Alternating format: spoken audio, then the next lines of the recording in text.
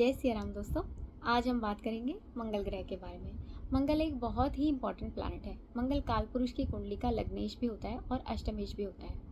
तो यदि किसी के चार्ट में मंगल बहुत ही अच्छे फल देता है तो उनका जीवन बहुत ही मंगलमय होता है।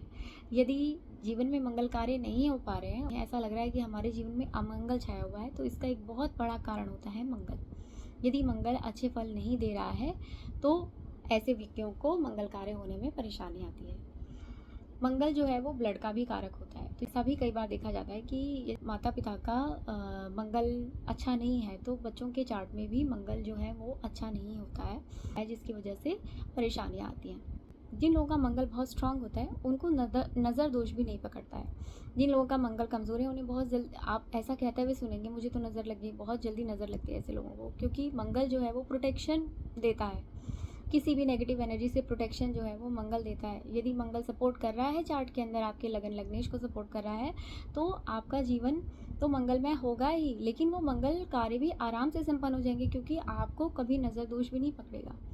जिन लोगों का मंगल बहुत खराब होता है और यदि ऐसे में उनके चार्ट में पितृदोष भी है तो वो पितृदोष का निवारण भी आराम से नहीं हो पाता है, क्योंकि मंगल उस नेगेटिविटी को आराम से कम नहीं होने देगा। तो पितृदोष के साथ साथ आपको मंगल के उपाय भी करने पड़ेंगे, तब जाके थोड़ा बहुत असर पड़ना स्टार्ट होता है।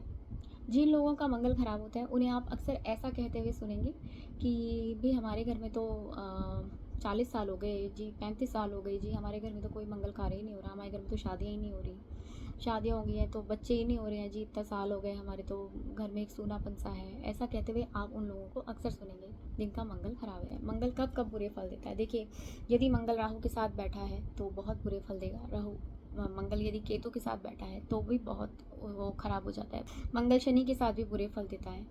मंगल नीच का हो जाए तो भी बुरे फल देता है। हालांकि मंगल जो नीच का होता है वो मित्र राशि में नीच का होता है, पर कौन सी लग्न है, कहाँ पे मंगल नीच का हो रहा है, कौन से भाव को देख रहा है, किस भाव पे उसकी दृष्टि जा रही है, ये सब देखना पड़ेगा। तो हम बता सकते हैं कि मंगल खराब है। जैसे मान लीजिए कि मकर लग्न है और सप्तम भाव में मंगल नीच का बैठा है, तो विवाह में तो परेशानी देगा ही देगा, मंगल दोष आ गया, परंतु उस व्यक्ति के जीवन में वो कितनी परेशानियां देगा। वो मंगल जो है उस केस में नीच का होके सप्तम में बैठ गया, ऊपर से वो लग्नेश का शत्रु है और ऊपर से वो लग्न को देख भी रहा है। तो ऐसे में ऐसे व्यक्ति बहुत ज़्यादा अपने आप में अंदर द्वंद्व में रहते हैं।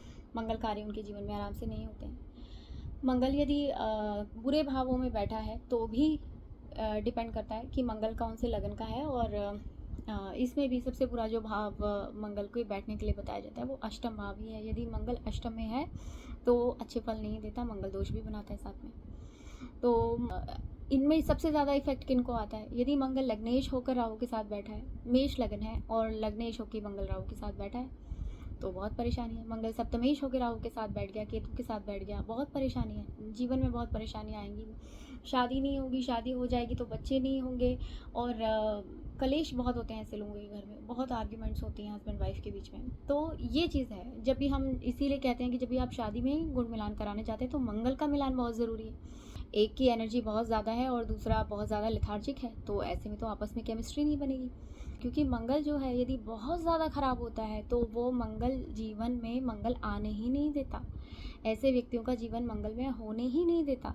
तो फिर उस केस में क्या होगा? यदि मंगल दोष इतना ज़्यादा प्रभावी है तो ऐसे व्यक्तियों का आइदर तो शादी होती ही नहीं है, होती है तो डिवोर्स होने के चांसेस बहुत हाई रहते हैं, सेपरेशन के चांसेस बहुत ज़्यादा रहते हैं, और अगर बहुत ही ज़्यादा बुरे फल मंगल दे रहा है तो ऐसे केसेस में देखा गया है कि पार्टनर की डेथ भी हो जाती है कई बार। तो इस तरह की चीज़ें मंगल अगर अच्छा नहीं है तो देखने के लिए मिलती हैं। तो बेसिकली अगर हम देखेंगे मोटा मोटा तो मंगलमय जीवन होने के लिए मंगल अच्छा होना बहुत ज़रूरी है। तो मंगल को अच्छा कैसे करें?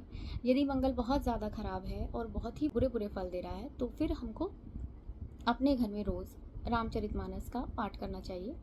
हनुमान जी के सामने दिया जलाएं और रामचरितमानस की 5, 7 या 11 चौपाई का रोज़ पाठ करें। रोज़ ऐसा पाठ करने से धीरे धीरे धीरे मंगल के प्रभाव अच्छे होने लगते हैं और आपके जीवन में सुधार आने लगता है धीरे धीरे।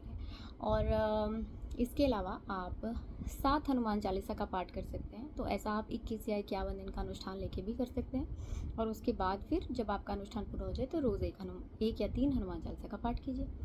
इसके अलावा हर मंगलवार को हनुमान जी के मंदिर जाके चोला चढ़ाने से भी बहुत अच्छी रेमेडी है। ऐसा करने से 21 या 51 जितने भी मंगलवार, वैसे तो हमेशा कर सकते हैं, कोई परेशानी की बात नहीं है, लेकिन आप देखेंगे कि जब आप लगातार बिना छोड़े आप हर मंगलवार को हनुमान जी को चोला चढ़ा रहे हैं, तो 11 मंगलवार के बाद, 21 मंगलवार के बाद आपको थोड़ा थोड़ा फील होगा कि बहुत ज़्यादा बदलाव धीरे धीरे जीवन के अंदर आ रहा है।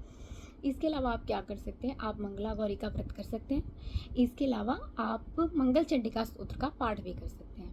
ये तो रेमेडी रही। ऐसे इसके अलावा अगर आपका मंगल चंद्रमा को भी पीड़ित कर रहा है, साथ में आपका मन भी घबराता है, मंगल तो खराब है ही, और साथ में आपको एंग्जाइटी भी होती है, तो आप चांदी का चकोर टुकड़ा 4 ग्राम का अपने पॉकेट में रख सकते हैं, हमेशा अपने पास रख सकते हैं। ये एक बहुत अच्छी रेमेडी है।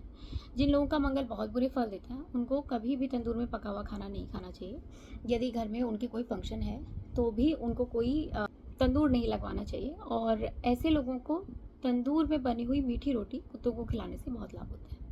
तो ये कुछ जानकारी रही मंगल के ऊपर। यदि आपको ये जानकारी अच्छी लगी है तो मेरा वीडियो लाइक कीजिए, शेयर कीजिए इसको ज़्यादा से ज़्यादा, और सब्सक्राइब कीजिए मेरा चैनल।